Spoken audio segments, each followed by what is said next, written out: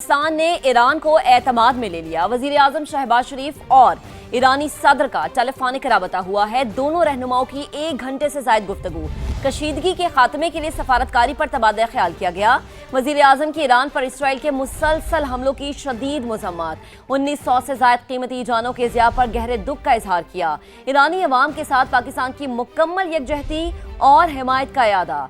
वजीर आजम ने मसूद पिज़ेशकियान को मुज़ाकरात के साजगार माहौल के लिए नायब वजीर आजम और फील्ड मार्शल के अमरीका, बरादर खलीजी ममालिक और इस्लामी ममालिक के साथ जारी सफारती राबतों से भी आगाह किया। कहा, इज्तिमाई कोशिशों से ही कशीदगी के खात्मे की मौसर राह निकलेगी। सफारती राबतों का मकसद अमन मुज़ाकरात के लिए साजगार माहौल पैदा करना है। पाकिस्तान खित्ते में अमन और इस्तेहकाम के लिए अपना किरदार जारी रखेगा। ईरानी सदर की जानिब से पाकिस्तान की मुखलिसाना काविशों की तारीफ, मुज़ाकरात और सालिसी के लिए एतमाद साजी की जरूरत पर जोर दिया। ईरान पाकिस्तान के मुस्बत किरदार को सराहा। तो पाकिस्तान की कामयाब सफारतकारी आलमी तवज्जो का मरकज बन चुकी है। ईरान और अमरीका को मेज पर बिठाने के लिए बड़ी मुशावरत। मिस्र, सऊदी अरब, तुर्की और पाकिस्तान के वज़ीर ख़ारिजा का अहम तरीन इजलास कल इस्लामाबाद में होने जा रहा है। हकान फिदान, फैसल बिन फरहान और डॉक्टर बदर नायब वजीर आजम इसहाक डार की दावत पर पाकिस्तान पहुंचेंगे। मिस्री वजीर ख़ारिजा डॉक्टर बदर मुशावरत में शिरकत के लिए पाकिस्तान के लिए रवाना भी हो गए हैं। मिस्री वजारत ख़ारिजा के मुताबिक चारों रहनुमा खित्ते में जारी कशीदगी को कम करने पर बातचीत करेंगे। इसी मामले पर बात करने के लिए डॉक्टर जमील अहमद खान, साबिक सिफारतकार, हमें ज्वाइन कर चुके हैं। इसके अलावा अब्दुल्ला हमीद गुल, दिफाई तज्जियाकार, भी हमें ज्वाइन करेंगे। सबसे पहले अब्दुल्ला हमीद साहब, आपकी तरफ आते हैं। पाकिस्तान की जानिब से ईरान और अमेरिका को एक मेज पर लाने की कोशिशें हो रही हैं। आपको क्या लगता है कि किस हद तक अमली और कामयाब हिकमत अमली आप इसको समझते हैं? आपका क्या पॉइंट ऑफ व्यू है? बिस्मिल्लाहिर्रहमानिर्रहीम। बहुत बहुत शुक्रिया। हमारी कामयाब हिकमत अमली का इसी से सबूत मिल जाता है कि जयशंकर अब मेरे ख्याल में हैजानी कैफियत में मुब्तला हो गए हैं और पाकिस्तान के ख़िलाफ़ ऑल फॉल बकना शुरू हो गए हैं। दूसरी जानिब मगरिब का पाकिस्तान पर एतमाद, मशरिक़ वस्ता के ममालिक का पाकिस्तान पर इजहार यकीन और ये ख्वाहिश अमेरिका की जानिब से कि पाकिस्तान एक सालसी का किरदार अदा कराए और ईरान का एतमाद पाकिस्तान पर, ये तमाम बातें मेरे ख़्याल में एक इंतहाई अहमियत के हामिल हैं। और ख़ास तौर पे एक ऐसे वक्त में जब दुनिया एक तीसरी जंग अजीम की जानिब गामजन है, ऐसे वक्त के अंदर जी, आप मुझे सुन पा रही जी हैं? जी, बिल्कुल बिल्कुल।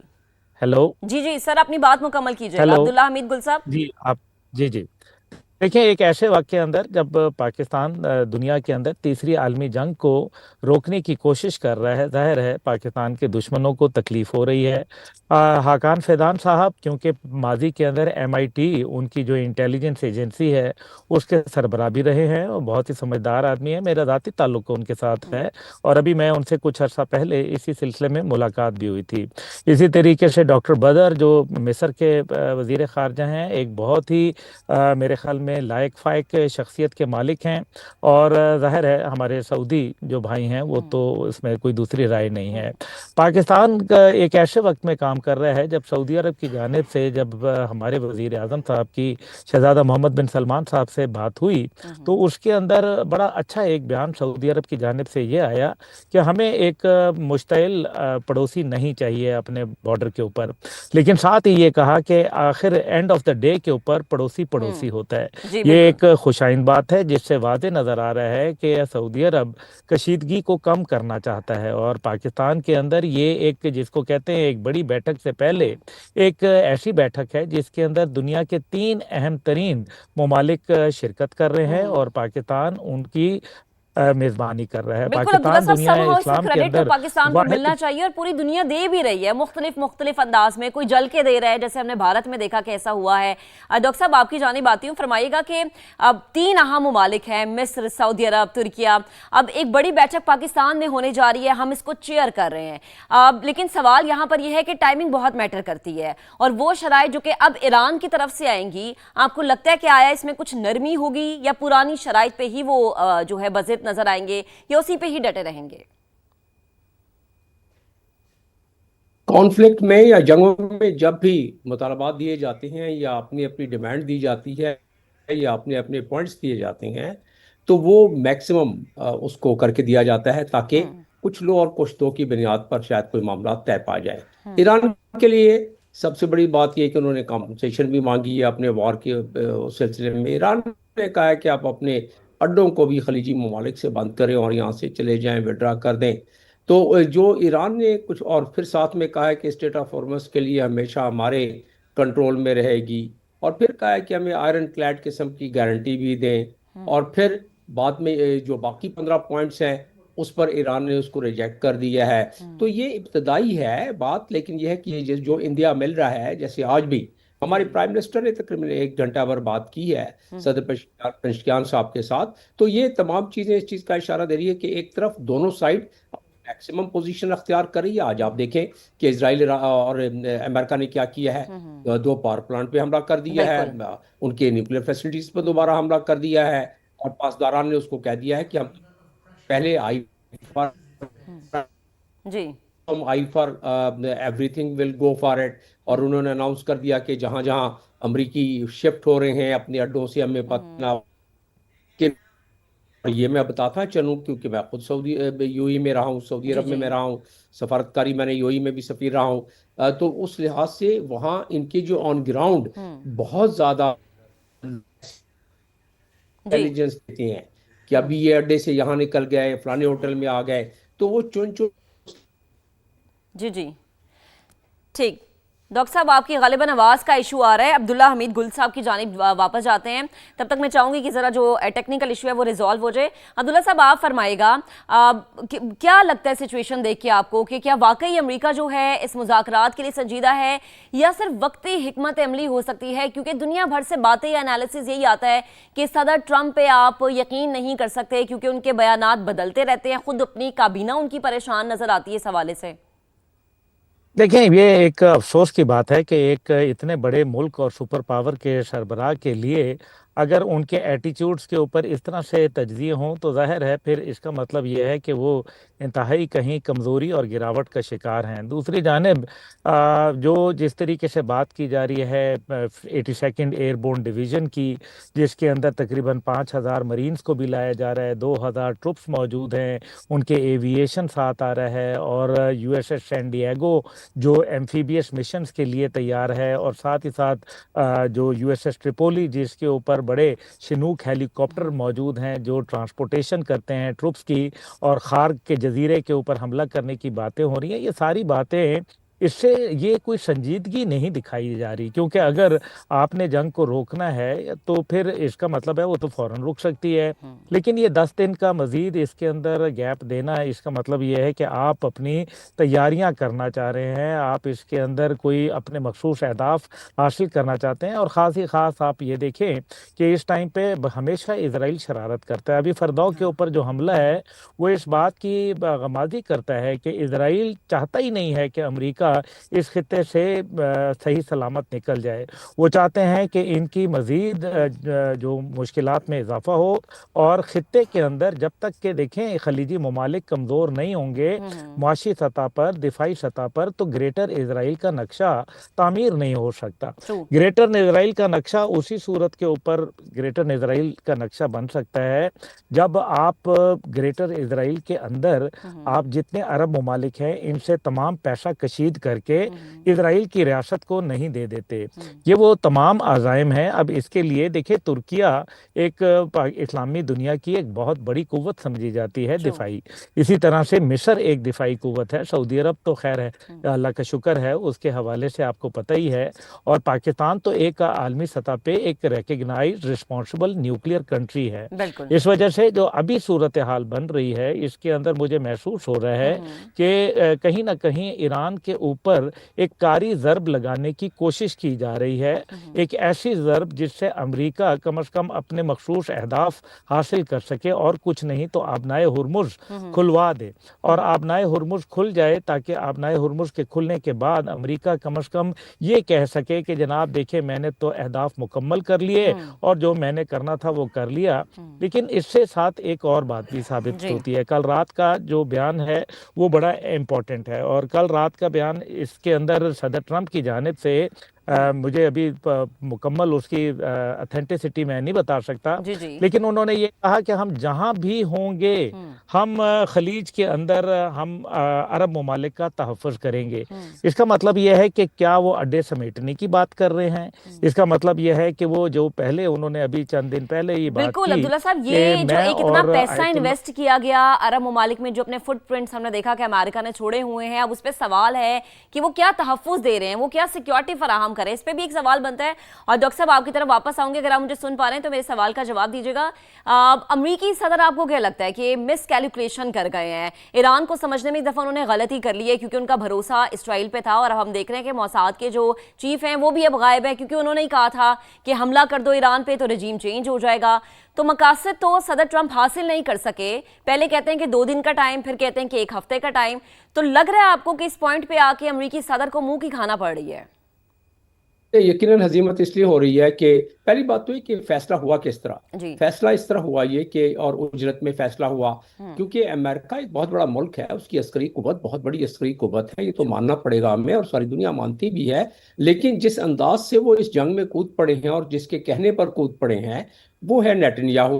नेतन्याहू के साथ के चक्कर लगे हैं कोई 11 महीनों में अमेरिका के, और आखिरी मरतबा आपको याद होगा कि वो बैक डोर से व्हाइट हाउस के गए, जहां विटकॉफ और जेरी कुशनर ने पहले उनको ब्रीफ किया, उसके बाद वहीं जाके सारा ये वार प्लान बना है, जैसा कि बाद में बात मालूम हुई। और इस बात को जो अभी आप ने जिक्र किया है जिसका, कि अब वो किस तरह उन्हें पशेमानी हो रही है, क्योंकि अगर उजलत में गए हैं और जो अपनी पेंटागन की जो पूरी उन्होंने सजेशन दी थी उसको नहीं मानी, स्टेट डिपार्टमेंट की उन्होंने सजेशन पूरी नहीं मानी, जी जी और ये व्हाइट हाउस की उस टीम ने फैसला कर लिया, जिसकी वजह से, और जब उनको साफ बाग दिखलाया गया, और ये जेडी वेंस ने कल बात की है परसों नेतन्याहू से, जो कि लीक होकर पहुंच गई है मीडिया में वहां, कि वो उन्होंने उनसे यही कहा कि आपने तो हमें सारी कैलकुलेशन करके दी थी, और आपने ये बताया था कि ये तो बस 2-3 दिन की बात है, हमला होगा, हम पहली दूसरी तीसरी सफ लीडरशिप की खत्म करेंगे, लोग जो दिसंबर और जनवरी में सड़कों पर आए थे वापस निकल आएंगे, अपने इंस्टीट्यूशंस को टेक ओवर कर लेंगे, हुकूमत तब्दील हो जाएगी, हमारा मकसद हल हो जाएगा। जी ये तो बात फैल गई, ये तो मामला दूसरा आ गया। और फिर जब उन्होंने इसलिए इतनी ज्यादा मिलिट्री माइट साथ में जमा की थी कि जब भी कोई इतनी बड़ी कुव्वत आती है तो पूरी तैयारी के साथ आती है। अब उसके बावजूद उनकी तैयारी जो है वो कम पड़ रही है। थर्ड मिसाइल उनके कम पड़ गए हैं, उनके इंटरसेप्टर्स कम पड़ गए हैं उनके, और जिसकी वजह से वो कहते थे कि जी हमारे तो ये आयरन क्लैड है, एग्जैक्टली आयरन डोम उनका काम करना छोड़ गया। कई मिसाइल्स ऐसे हैं जिनको वो मार ही नहीं सके, गिरा ही नहीं सके। अभी जो है आप देखिए इसराइल में 23 घंटे लोग खंदकों में हैं, या आते हैं 2 मिनट के लिए फिर सायरन बज जाता है, तो उनकी थर्ड और वो पैट्रियट मिसाइल किधर गए? तो यानी डॉक्टर साहब हम ये कह सकते हैं कि मिस कैलकुलेशन थी, मिस गाइड किया गया, मिसलीड किया गया, और इस जल्दबाजी में जो है, चूंकि उस वक्त हमें याद है कि मुज़ाकरात तो चल रहे थे, ईरान और अमेरिका टेबल पर थे, और इस जल्दबाजी में हमला हुआ, और अब वो हमला जो है वो भारी पड़ गया अमेरिका को। बेहद शुक्रिया डॉक्टर जमील अहमद खान हमारे साथ मौजूद थे, अब्दुल्ला हमीद गुल साहब ने हमारा साथ दिया, आप दोनों का बेहद शुक्रिया। तो ईरान के साथ मुज़ाकरा जारी हैं, नतायज जल्द सामने आएंगे। अमेरिकी सदर डोनाल्ड ट्रंप ने एक बार फिर बातचीत की तस्दीक कर दी है। पाक भारत जंग रोकने का जिक्र करते हुए सदर ट्रंप ने एक बार फिर वजीर आजम शहबाज शरीफ की तारीफ की और उन्हें बेहतरीन इंसान करार दिया। तो आपको अपडेट करें कि ईरान के साथ मुज़ाकरा जारी हैं, जल्द नतायज सामने आएंगे। अमेरिकी सदर डोनाल्ड ट्रंप ने एक बार फिर बातचीत की तस्दीक कर दी है, और पाक भारत जंग रोकने का जिक्र करते हुए सदर ट्रंप ने एक बार फिर वजीर आजम शहबाज शरीफ की तारीफ की और उन्हें बेहतरीन इंसान करार दिया। For 47 years, Iran has been known as the bully of the Middle East, but they are not the bully any longer. They're on the run. They don't know what's happening. Remember this. They lied about 3 days ago. I said, yeah, we're negotiating with Israel. We are not negotiating. They're being hit so hard. Anybody, they're begging to make a deal. They said, we're going to send you 8 ships of oil. And then people realized we were actually negotiating. We're negotiating now, and they have to open up the Strait of Hormuz. The Middle East will be transformed, and the future of that region is never I don't think it's ever looked brighter. You couldn't have, we did the Abraham Accords. I hope you're going to be getting into the Abraham Accords finally.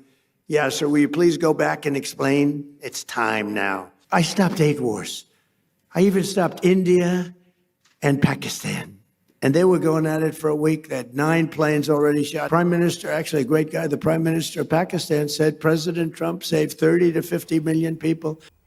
और अब अपने मुल्क यानी पाकिस्तान की बात करेंगे और कराची से अहम खबरें शामिल करते हैं रिपोर्टर्स कॉर्नर में, जहां एंकर पर्सन किरण रिजवी और रिपोर्टर रिजवान आलम और मोनस अहमद उनके हमरा मौजूद हैं। उनसे जानेंगे कराची में क्या कुछ चल रहा है। जी किरण। बहुत शुक्रिया। और ईद के बाद कराची से रिपोर्टर कॉर्नर में आपको खुश आमदीद कहेंगे। मैं हूं किरण रिजवी और आज प्रोग्राम में मेरे साथ मौजूद होंगे सीनियर रिपोर्टर जो कि हैं सैयद रिजवान आलम और मोनिस अहमद। तो जनाब, कराची का मौसम बदल रहा है, गर्मी की आमद है, लेकिन गर्मी जब आएगी तब आएगी। अभी ख़बरें बड़ी गर्मा गर्म आना शुरू हो गई हैं क्योंकि अमेरिका और ईरान की जंग की जो हीट है वो शहर क़ायद तक पहुंच चुकी है। फ़्लाइट ऑपरेशन मुतासर हो रहे हैं, बहरी जहाज़ की आमदोरफ्त मुतासर हो रही है, उसके साथ साथ कारोबार ज़िंदगी बड़े शदीद मुतासर हुए हैं, लोग खौफज़दा हैं। और दूसरी तरफ हुकूमत की अगर हम बात करें, सूबाई हुकूमत की, तो वो मुख्तलिफ़ ऑप्शंस ज़ेर गौर है। स्मार्ट लॉकडाउन का नफाज भी हो सकता है। इन्हीं तमाम तर सूरत हाल पर बात करती हूँ मैं। सबसे पहले रिजवान आपसे बात करूँगी। रिजवान, ये बताएं कि पोर्ट से भी कुछ ख़बरें आ रही हैं, तवज्जो का मरकज़ रहा है पोर्ट, और ये अमेरिका और ईरान की जंग यहाँ क्या हलचल मचा रही है शहर क़ायद में? वाकई बड़ी सिग्निफिकेंट डेवलपमेंट है। और मैं आपको ये अगर ये कहूँ ना कि इस जंग ने आलमी बहरी तजारत का रुख और विजन ही बदल के रख दिया है तो बिल्कुल गलत नहीं होगा। वह दुनिया में ये जो इस वक्त जहाँ जंग चल रही है उनकी जो पोर्ट्स हैं, फजीरा हो गई, ओमान हो गया, अजमान हो गया, जबल अली हो गया, ये वो पोर्ट्स हैं जो दुनिया में मतलब लाइमलाइट में थी ट्रांसशिपमेंट कार्गो के हवाले से, बहरी तिजारत के हवाले से। इस वक्त ये गैर महफूज और महंगी तरीन हो चुकी हैं। और इसके मुकाबले में पाकिस्तान की कराची की जो पोर्ट है वो हम देख रहे हैं कि आलमी नक्शे पे बहरी तजारत के उभर कर सामने आई है। शिपिंग लाइंस का जो है वो रुख जो है वो कराची की जानिब हो गया है। जहाज़ों की लाइनें लगी हुई हैं, कतारें लगी हुई हैं। अभी जंग के बाद सिर्फ इस 1 महीने में पाकिस्तान की पोर्ट के ऊपर दोनों बंदरगाहों पर 40 जहाज़ आ चुके हैं। अच्छा रिजवान, अगर मैं गलत नहीं समझ रही हूँ तो मतलब ये जो जंगी सूरत हाल है ये पॉजिटिव इम्पैक्ट है हमारे लिए, ये जैसा आप बता रहे हैं? बिल्कुल। देखें, हर शर में खैर होती है और इसमें इस जंग ने पाकिस्तान के लिए एक गोल्डन अपॉर्चुनिटी क्रिएट की है। अच्छा। और एक जहाज़ का किराया पता है आपको क्या होता है जब वो पोर्ट पे आके लगता है? नहीं। $50,000 एक जहाज़ का। अच्छा। आप अंदाज़ा लगाएं कि ये ट्रांसशिपमेंट कार्गो के जहाज़ जो तवातिर के साथ इस वक्त पाकिस्तान आ रहे हैं उसमें इतना मतलब बड़ा है कि सिर्फ 3 दिन में, ईद के दिनों में 138 साल की तारीख़ है पोर्ट्स की हमारी। इसमें ईद पे कभी काम नहीं होता था क्योंकि लेबर छुट्टी करती थी। ईद पे भी काम हुआ है। चलें ठीक है रिजवान, मैं भी आपसे मज़ीद भी कुछ बात करूँगी। ज़रा मोनिस, रिजवान ने तो शर में से भी खैर की बात कर दी। आप बताएं, फ़िज़ाई ऑपरेशन भी तो काफ़ी मुतासिर हुए हैं ना, तो क्या आदाद शुमार हैं आपके पास? कितनी फ्लाइट मनसूख हुई हैं? यहाँ तो ये सूरत हाल जो रिजवान साहब ने बताई है ठीक है, लेकिन यहाँ कोई ब्लेसिंग इन डिस्गाइज पाकिस्तान के लिए नहीं है। जो एविएशन इंडस्ट्री है ना, अगर मैं ये कहूँ कि इस जंगी सूरत हाल में सबसे ज़्यादा मुतासर होने वाला सेक्टर है तो कोई गलत नहीं होगा। इसकी बुनियादी वजह यह है कि एक अंदाजे के मुताबिक खलीजी ममालिक से एयर ट्रैफिक जो है तकरीबन 15% से ज़ायद दुनिया भर का गुजरता है और यहाँ पे एयर स्पेसेस बंद हैं। तकरीबन 1 माह के दौरान 91,000 दुनिया भर से मशरिक़ वस्ता की जो परवाज़ें हैं वो कैंसिल हुई हैं और पाकिस्तान के लिए भी बड़ा नेगेटिव इम्पैक्ट आया है। 1 माह के दौरान तकरीबन 2600 से ज़्यादा फ़्लाइट जो हैं वो कैंसिल हो गई हैं। एयर स्पेसेस बंद है ना, तो हो ये रहा है कि जो नॉर्मल रूट्स हैं उसके बजाय लॉन्गर रूट्स की तरफ जाना पड़ रहा है। आपका फ्यूल ज़्यादा लग रहा है, टाइम ज़्यादा लग रहा है। इस सूरत हाल में टिकट्स महंगे हो गए हैं, 10 से 15-20% तक टिकट्स महंगे हो गए हैं। तो लेकिन मोनिस इसका असर तो मुसाफिरों में पड़ेगा ना, मतलब फ़िज़ाई कंपनीज और जो ट्रैवल एजेंसीज हैं उनका कोई नुकसान नहीं हो रहा क्या? देखिए, मुसाफिर तो गैर यकीनी सूरत हाल और अदम तहफ़्फ़ुज़ का शिकार हैं ही, लेकिन अब हो ये रहा है कि एयर स्पेसेस बंद है तो परवाज़ें मनसूख हो रही हैं। जब परवाज़ें मनसूख है तो अल्टीमेट लॉस तो जो एयरलाइंस हैं उनका है, एविएशन इंडस्ट्री का है। और अब तक के जो आदाद शुमार है बताया जा रहा है कि पाकिस्तान का ही तकरीबन इन दिनों में 20-22 अरब रुपए से ज़ायद का नुकसान हो चुका है। रिजवान ये बताएं, बज़ाहिर तो पाकिस्तान अब तक जो लग रहा है कि वो एनर्जी सप्लाई बहाल रखने में मतलब कामयाब रहा है, लेकिन अगर सूरत हाल तब्दील हो जाती है तो ये रहेगा, इसे बहाल रख पाएगा आगे भी अगर तब्दील हो जाती है? बिल्कुल किरण, देखें इस हवाले से जो हुकूमत की पॉलिसी है वो अब तक कामयाब नज़र आ रही है। अगर हम देखें तो तेल के और एलपीजी के जो है 24 जहाज़ जो है वो पोर्ट कासिम और कराची पोर्ट पर लग चुके हैं सिर्फ एक महीने में। तो पाकिस्तान अपनी ज़रूरत का अप्रैल तक का तेल जो है वो सिक्योर कर चुका है और आगे भी जो है अच्छे माहदे पाकिस्तान कर रहा है। पाकिस्तान ने इस हवाले से बड़ी कामयाब हिकमत अमली अख्तियार की है। हमें इस हवाले से इतना परेशान होने की ज़रूरत नहीं है, लेकिन बहरहाल इसका इम्पैक्ट क्योंकि आलमी मंडी में तेल महंगा होगा, हमें महंगा मिलेगा, और जब महंगा होता है तो लोग ज़्यादा सौदे करते हैं क्योंकि मज़ीद महंगा ना हो जाए। हुकूमत भी तो कुछ ऑप्शंस ज़ेर गौर ला रही है ना, जिसमें स्मार्ट लॉकडाउन भी है, तो ये क्या स्कूल्स के मुतालिक भी कोई फैसला हो सकता है क्या? कुछ है आपके पास? देखिए, बिल्कुल ये जो किफ़ायत शियारी मुहिम का अब हुकूमत की जानिब से ऐलान किया गया है। सिंध हुकूमत, अगर मैं बात करूँ क्योंकि हम सिंध में खड़े हुए हैं, तो खासी प्रोएक्टिव अप्रोच के साथ नज़र आ रही है। इसकी बुनियादी वजह उन्होंने वाज़ेह तौर पर कह दिया है, फेडरल गवर्नमेंट के जो भी डिसीजन होगा, लॉकडाउन, स्मार्ट लॉकडाउन, हम उसके साथ जाएंगे फौरी तौर पे। और ख़ास तौर पे जो शर्जील मेमन है, सीनियर मिनिस्टर सिंध के, उन्होंने वर्क फ्राम होम फ्राइडे को नोटिफाई कर दिया है। गुज़िश्ता रोज़ वर्क फ्राम होम सरकारी मुलाजमिन का जो है वो देखा गया हमने। उसके साथ साथ सिंध हुकूमत ने 60% गाड़ियाँ जो सरकारी हैं वो ग्राउंड करने का कहा है मुख्तलिफ महकमों की। इसके साथ साथ मुख्तलिफ इक़दामात में जो अहम तरीन है, जिसमें हम आप मुख्तलिफ शहरी मुतासिर हो सकते हैं, वो ये कि शादियों पे जो है कट डाउन होने वाला है। जहाँ पे 500 मेहमान आते थे, कहीं 600, अब कह दिया गया है भाई 200 से ज़ायद मेहमान। शादियों में कट डाउन नहीं हो रहा, शादियों में आने वाले अफराद पे कट डाउन। आप इसको बिल्कुल, आपने मेरी तस्दीक कर दी, शादियों में आने वाले मेहमानों पर मेरे कहने का मकसद वही था। और एक और जो लोगों के लिए आसानी हो गई है, जिसकी तो मैं तायद करता हूँ, one dish, only one dish, जो पहले कभी माजी में अनाउंस किया जाता रहा है लेकिन उस पर इम्प्लीमेंटेशन नज़र नहीं आता। इस मरतबा कह दिया गया है वन डिश होगी, 200 से ज़ायद मेहमान जो है उनके आने की इजाज़त नहीं होगी। शादी हॉल के हवाले से कहा जा रहा है कि जल्दी बंद होंगे। और सबसे अहम, रिजवान साहब से मैं कहूँगा, ये मुझे भी बताएं, ताजिरों को कन्विंस करना बहुत मुश्किल हो रहा है, बाजार बंद करने का भी कहा जा रहा है। और हुकूमत के इस फैसले को सपोर्ट करेंगे रिजवान? अभी जो है ताजिर बिरादरी दो हिस्सों में तकसीम है। इस हवाले से बड़े ताजिर जो है हुकूमत के साथ हैं और छोटे ताजिर जो है हुकूमत के खिलाफ है। इस हुकूमत के खिलाफ है, ठीक। अच्छा मोनिस, इन्होंने तो बता दिया कि ताजिर खिलाफ है। मैं एक चीज़ अभी सोच रही थी कि जब हमारे यहाँ स्मार्ट लॉकडाउन की बातें अभी हो रही हैं, तो आप यकीन करें अभी से प्लान बनना शुरू हो गया, क्योंकि कोरोना तो है नहीं। अब उनको ये कि स्मार्ट लॉकडाउन बनेगा तो घूमने चले जाएंगे। तो ये वाला जो सिस्टम है, ये जो मिजाज है, इसको कैसे तब्दील करेंगे? अगर मतलब ये तो फ्यूल की वजह से स्मार्ट लॉकडाउन लगाने जा रहे हैं, तो ये तो उसी तरह हाईवे पहुंच जाएंगे खाना खाने। ज़बरदस्त हवाएं चल रही हैं, इतना शानदार मौसम हो तो कौन नहीं जाएगा पिकनिक पे? तो ये अज़राए मजाक है। मसला यही है, आपने बिल्कुल सही निशानदेही की। अभी देखिए, पिछले दिनों जिन दिनों ये इत्तला आई थी, या सिर्फ इत्तला नहीं भी आई थी, कन्फर्म अनकन्फर्म चीज़ें थी, पेट्रोल पंप्स पे इतना बेतहाशा रश था, लोगों ने कतार लगा दी, फ्यूल पंप्स बंद हो गए, एक पैनिक सिचुएशन थी। अब गवर्नमेंट ये किफ़ायत शहरी मुहिम के तहत इन इक़दामात की तरफ जा रही है, तो न सिर्फ गवर्नमेंट बल्कि बीइंग सिटीज़न हमें भी अपनी जिम्मेदारी का एहसास करना होगा। बिल्कुल, क्योंकि आप देखें पड़ोसी ममालिक में सूरत हाल बड़ी गंभीर है। आप इंडिया की वीडियोस देख रहे हैं, वहाँ पे पंप पे बेतहाशा रश है, फ्यूल ख़त्म हो चुका है। फिलिपाइंस में ये सूरत हाल का सामना है। तो सूरत हाल जो है यही है कि गवर्नमेंट की जो किफ़ायत शहरी मुहिम है उसमें जो स्टेप्स लिए जाएँ और हर कोई अपनी जिम्मेदारी का मुजाहरा करे। अच्छा रिजवान, मैं आप दोनों की बातों से एक बात ज़रूर मैं कहना चाहूँगी कि अब चाहे हमें उससे फ़ायदा हो रहा हो किसी सेक्शन में या ना हो रहा हो, लेकिन हम ये चाहेंगे बहैसियत पाकिस्तानी कि ये जो जंग का माहौल है वो ख़त्म हो और दोनों ममालिक जो हैं, ईरान और अमेरिका, मुसालहत का रास्ता इख्तियार करें, क्योंकि जंग किसी मसले का हल नहीं, जंग तो खुद एक मसला है। अब देखते हैं ये ईरान और अमेरिका की जंग का ऊँट किस करवट बैठता है। ऊँट के लिए एक मिसल मशहूर है कि उसकी कोई कल सीधी नहीं होती। रिपोर्टर्स कॉर्नर में फ़िलहाल इतना ही। Over to studio. बिल्कुल किरण, आपने दुरुस्त फरमाया कि ईरान के खिलाफ अमेरिका और इसराइल की जारियत जारी। ख्वाजिस्तान में इसराइली स्टील प्लांट पर बमबारी, तेहरान में university of science and technology और बुशहर में एटमी पावर प्लांट के करीब बम बरसाए गए।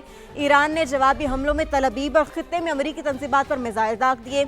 ईरानी फौज के तर्जुमान के मुताबिक दुबई में अमेरिकी फौज के 2 ठिकानों को निशाना बनाया गया, जहां 500 से ज्यादा अमेरिकी फौजी ठहरे हुए थे। दुबई में हमले में यूक्रेन का एयर डिफेंस डिपो भी तबाह।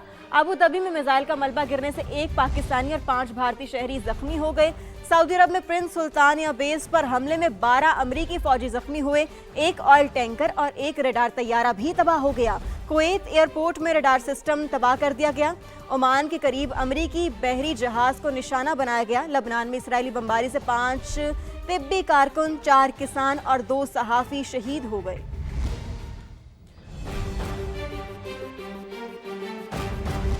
आगे बढ़ें और आपको बताएं कि कराची की बंदरगाहें खित्ते में ट्रांसशिपमेंट हब बनने की तरफ गामजन है।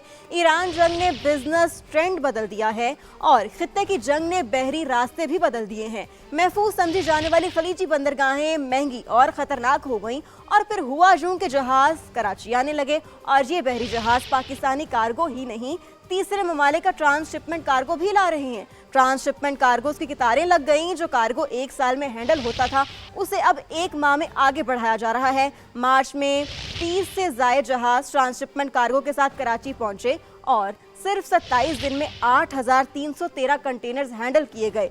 हुकूमत और बंदरगाही इदारे फौरी मुतहरिक हुए। निज़ाम को तेजी से फाल बनाया गया। गुंजाइश भी बढ़ाई गई। कराची पोर्ट 20,000, पोर्ट कासिम 12,500, जबकि गवादर पोर्ट 5,000 कंटेनर की सलाहियत के साथ फाल है।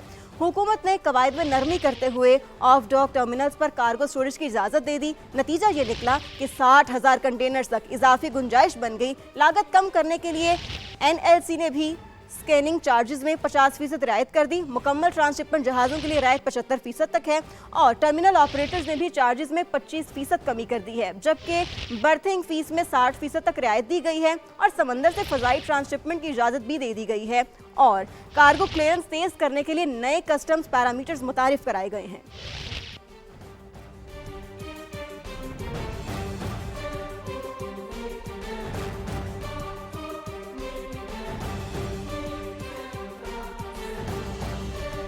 खबर यह है कि मशरिक़ वुस्ता से बड़ी खबर, यूक्रेन और कतर के दरमियान दिफाई मुआहिदा तय पा गया। अब दोनों ममालिक ने दस्तखत कर दिए। दिफाई ताउन को मजीद मजबूत बनाने पर भी इत्तेफाक किया। दिफाई मुआहिदे में मिसाइल और दिफाई निज़ाम शामिल है। यूक्रेनी सदर ज़ेलेंस्की ने मुत्तहिदा अरब अमारात के भी सदर शेख ज़ायद अल नहयान से भी मुलाकात की। एयरपोर्ट पहुंचने पर वज़ीर तवानाई ने ज़ेलेंस्की का इस्तकबाल किया। यूक्रेनी सदर ने स्ट्रेटेजिक मामलात पर खलीजी ममालिक के साथ काम करने की पेशकश की। कहा कि मुत्तहिदा अरब अमारात और यूक्रेन दिफाई मुआहिदे पर बातचीत कर रहे हैं जो आखिरी मरहले में है। यूक्रेनी सदर इससे पहले सऊदी अरब भी गए जहाँ शहजादा मोहम्मद बिन सलमान से मुलाकात की। दोनों मुल्कों के दरमियान दिफाई ताउन का मुआहिदा भी तय पा गया।